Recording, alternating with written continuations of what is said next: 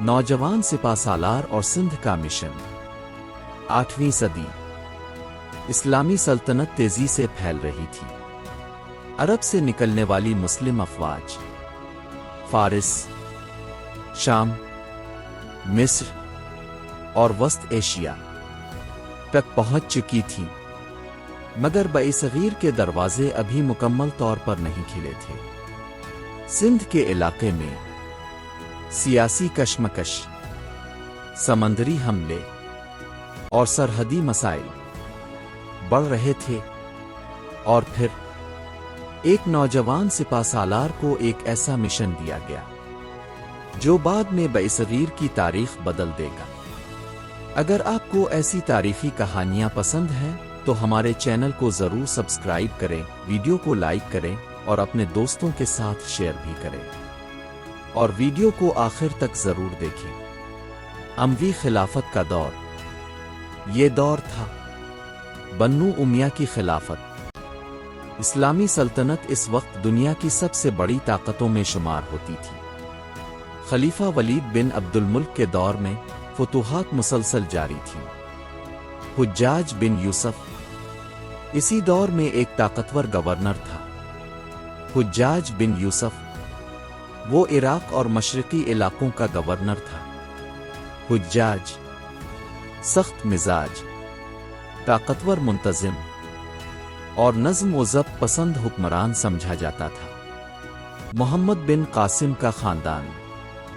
मोहम्मद बिन कासिम का ताल्लुक कबीला सकीफ से था।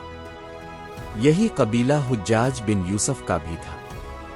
तारीखी रवायात के मुताबिक मोहम्मद बिन कासिम कम उम्री से ही ज़हीन और बहादुर थे। इब्तिदाई तरबियत। बचपन ही से घर सवारी, तलवारबाजी और फौजी तरबियत उनकी जिंदगी का हिस्सा बन गई थी। वो आम नौजवानों जैसे नहीं थे। जंगी माहौल। इस दौर में इस्लामी सल्तनत मुसलसल जंगों में मसरूफ थी, इसीलिए नौजवान सिपाहियों को जल्द मैदान जंग के लिए तैयार किया जाता था। हुज्जाज की नज़र। हुज्जाज बिन यूसुफ ने जल्द महसूस किया मोहम्मद बिन कासिम में गैर मामूली सलाहियत मौजूद है, इसीलिए उन्हें अहम जिम्मेदारियां दी जाने लगे। सिंध के हालात। दूसरी तरफ सिंध में सियासी हालात पेचीदा थे। इस वक्त वहां हुकूमत थी राजा दाहर की। समंदरी मसला। अरब ताजरों के जहाज बुहेरा अरब से गुजरते थे। कुछ तारीखी रवायात के मुताबिक एक मौके पर मुसलमानों के जहाज़ों पर हमला हुआ और इस वाक़ये ने हालात को मज़ीद ख़राब कर दिया। हुज्जाज का रद्दे अमल।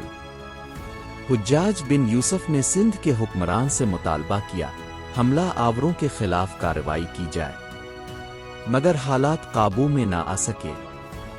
पहली नाकाम कोशिशें। इब्तिदा में सिंध की तरफ कुछ छोटे फौजी हमले किए गए, मगर वो मुकम्मल कामयाब ना हो सके। एक नया फैसला।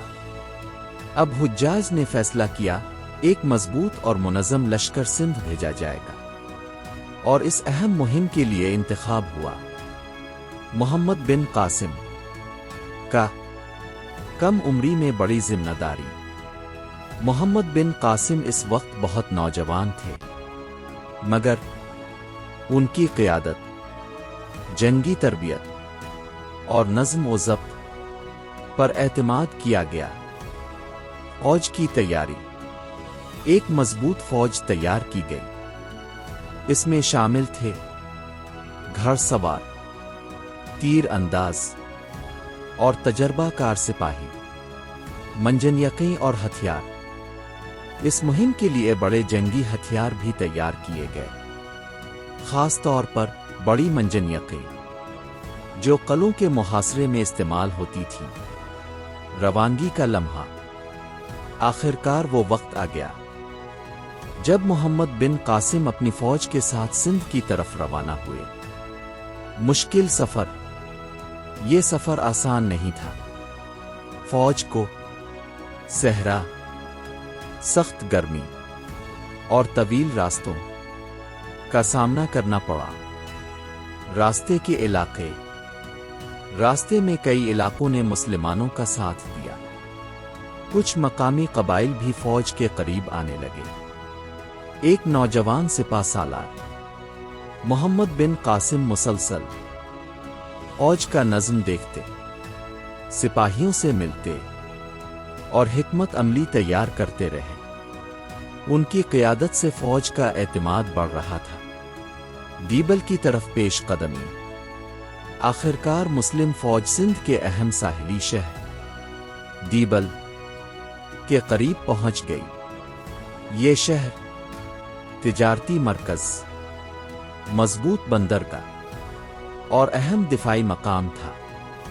पहला बड़ा इम्तिहान। मोहम्मद बिन कासिम जानते थे, अगर दीबल फतह न हुआ तो आगे बढ़ना मुश्किल हो जाएगा। कलाबंद शहर। दीबल मजबूत कलाबंदी वाला शहर था।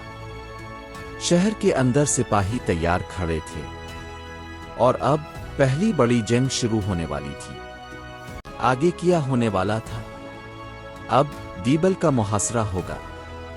सिंध में बड़ी जंगें शुरू होंगी और राजा दाहर की फौज से तारीखी टकराव होने वाला था। सिंध की फतह। दीबल के दरवाजे। मोहम्मद बिन कासिम की फौज अब सिंध के अहम शहर दीबल के सामने खड़ी थी। ये सिर्फ एक शहर नहीं था, बल्कि सिंध का अहम तिजारती और दिफाई मरकज था। अगर दीबल फतह हो जाता, मुसलमानों के लिए सिंध के दरवाजे खिल सकते थे। दीबल का मजबूत कला। शहर के गिर्द मजबूत दीवारें मौजूद थीं। कले के अंदर सिपाही, तीर अंदाज और दिफाई दस्ते तैयार खड़े थे। मुहासरे की तैयारी। मोहम्मद बिन कासिम ने शहर का मुहासरा शुरू कर दिया। फौजी कैंप कायम किए गए और फिर मंजनियकें तैयार की गईं। जंगी हिकमत अमली। मोहम्मद बिन कासिम सिर्फ ताकत से जंग नहीं लड़ रहे थे, वो कले की कमजोरियां देख रहे थे, फौज को मुनज़्ज़म कर रहे थे और सही वक्त का इंतजार कर रहे थे। शदीद हमले। चंद दिनों बाद मुसलमानों ने हमले शुरू किए। मंजन कुहे से पत्थर, आग वाले गोले और भारी हमले किए जाने लगे। दीबल में खौफ। कले के अंदर खौफ बढ़ने लगा, क्योंकि मुस्लिम फौज मुसलसल दबाव बढ़ा रही थी। मशहूर झंडा। कुछ तारीखी रवायात के मुताबिक दीबल के एक बड़े मंदिर अकले पर एक अहम झंडा लगा हुआ था। कहा जाता था, जब तक वो झंडा मौजूद रहेगा शहर कायम रहेगा। फैसला कुन हमला। मोहम्मद बिन कासिम ने इसी मकाम को निशाना बनाने का हुक्म दिया। आखिरकार झंडा गिर गया और उसके बाद शहर के दिफा में कमजोरी आना शुरू हो गई। दीबल की फतह। शदीद लड़ाई के बाद दीबल मुसलमानों के कब्जे में आ गया। ये मोहम्मद बिन कासिम की पहली बड़ी कामयाबी थी। सिंध में पेश कदमी। दीबल की फतह के बाद मुस्लिम फौज मजीद आगे बढ़ने लगी। कई इलाकों में खौफ, बेचैनी और सियासी तब्दीलियां शुरू होने लगे। राजा दाहर की तैयारी। दूसरी तरफ राजा दाहर अब बड़ी जंग की तैयारी कर रहा था। इसे अंदाजा हो चुका था, ये मामूली हमला नहीं। फौजों की तैयारी। राजा दाहर ने हाथी, घड़सवार और बड़ी फौज जमा करना शुरू की। मोहम्मद बिन कासिम की क़यादत। मोहम्मद बिन कासिम मुसलसल अपनी फौज का हौसला बढ़ा रहे थे। अगरचे वो नौजवान थे, मगर मैदान जंग में एतमाद के साथ फैसले कर रहे थे। सिंध के मैदानों में जंग। आखिरकार दोनों फौजें आमने सामने आ गईं। ये सिंध की तारीख की बड़ी जंगों में से एक बनने वाली थी। हाथियों की फौज। राजा दाहर की फौज में जंगी हाथी भी शामिल थे। یہ ہاتھی دشمن کی صفیں توڑنے کے لیے استعمال ہوتے تھے۔ مسلمانوں کی حکمت عملی۔ مسلم فوج تعداد میں کم تھی، مگر نظم، رفتار اور حکمت عملی زیادہ مضبوط تھی۔ شدید مرکہ۔ جنگ شروع ہوئی تو دونوں طرف سے سخت حملے ہونے لگے۔ تیروں کی بارش، گھوڑوں کی آوازیں اور میدان میں ہر طرف شور تھا۔ محمد بن قاسم کا کردار۔ محمد بن قاسم خود میدان جنگ میں موجود رہے۔ وہ فوج کو منظم کرتے، حملوں کی نگرانی کرتے اور سپاہیوں کا حوصلہ بڑھاتے رہے۔ جنگ کا رخ بدلنا۔ آہستہ آہستہ راجہ داہر کی فوج کمزور پڑنے لگی۔ مسلم فوج مسلسل دباؤ ڈال رہی تھی۔ راجہ داہر کی موت۔ آخرکار جنگ میں راجہ داہر مارا گیا۔ اس کے بعد سندھ کی مزاحمت شدید کمزور ہو گئی۔ سندھ میں تبدیلی۔ راجہ داہر کی شکست کے بعد کئی علاقے مسلمانوں کے قبضے میں آنے لگے۔ کچھ شہروں نے مزاحمت کی اور کچھ نے صلح قبول کر لی۔ مزید فتوحات۔ محمد بن قاسم نے نیرون، سیوستان اور دوسرے علاقوں کی طرف پیش قدمی جاری رکھی۔ انتظامی نظام۔ فتوحات کے بعد محمد بن قاسم نے کئی علاقوں میں انتظام قائم کیا۔ کچھ تاریخی روایات کے مطابق مقامی لوگوں کو بعض معاملات میں اپنے نظام کے ساتھ رہنے دیا گیا۔ بعصغیر میں نئی طاقت۔ اب سندھ میں اسلامی حکومت کی بنیاد پڑ چکی تھی۔ یہ بعصغیر کی تاریخ کا ایک بڑا موڑ تھا، مگر حالات بدلنے والے تھے۔ اسی دوران خلافت کے اندر سیاسی تبدیلیاں شروع ہو رہی تھیں، اور جلد محمد بن قاسم کی زندگی بھی ایک نئے موڑ کی طرف بڑھنے والی تھی۔ آخری دن اور تاریخی اثر۔ سندھ فتح ہو چکا تھا۔ محمد بن قاسم کی مسلسل کامیابیوں کے بعد سندھ میں اسلامی حکومت قائم ہو چکی تھی۔ دیبل، نیرون، سیوستان اور کئی اہم علاقے مسلمانوں کے قبضے میں آ چکے تھے۔ بعصغیر کی تاریخ ایک نئے دور میں داخل ہو رہی تھی، مگر دوسری طرف خلافت کے اندر سیاسی حالات بدلنے لگے تھے۔ حجاج بن یوسف۔ محمد بن قاسم کی کامیابیوں کے پیچھے ایک اہم شخصیت تھی، حجاج بن یوسف۔ وہ مسلسل فوجی مدد، ہدایات اور حکمت عملی بھیج رہا تھا۔ محمد بن قاسم بھی اس پر مکمل اعتماد کرتے تھے۔ ایک بڑی خبر۔ مگر پھر ایک خبر آئی، حجاج بن یوسف کا انتقال ہو گیا۔